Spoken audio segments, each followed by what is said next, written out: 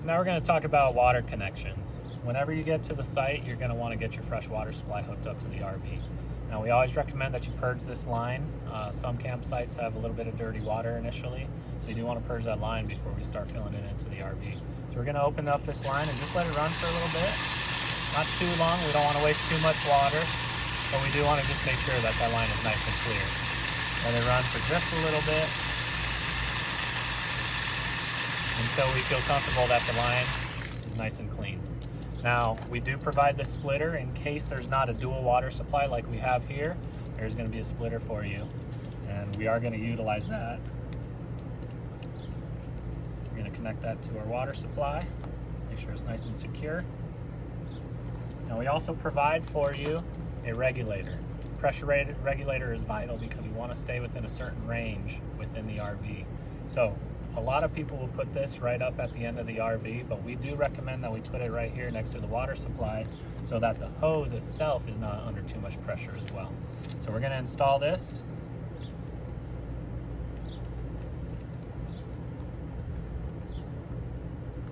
Now we're going to take our clean water hose. Now this is only for city water going into your water supply line. Connect that.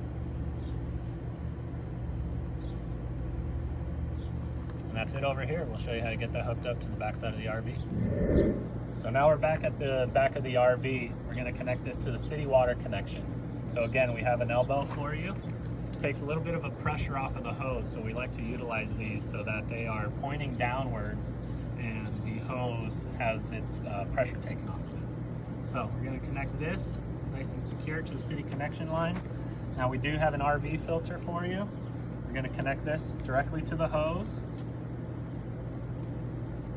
And we do recommend also that we purge this line as well. So we're going to turn the water on just a little bit for about 5 to 10 seconds.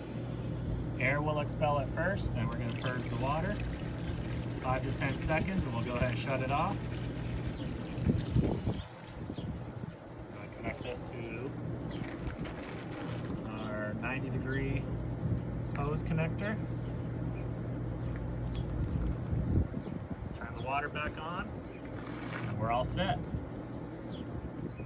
Okay, so back over here at the pressure regulator, one thing I do want to mention is that this hose, we want to make sure that there's no coils in there, just so that there's no pinch lines.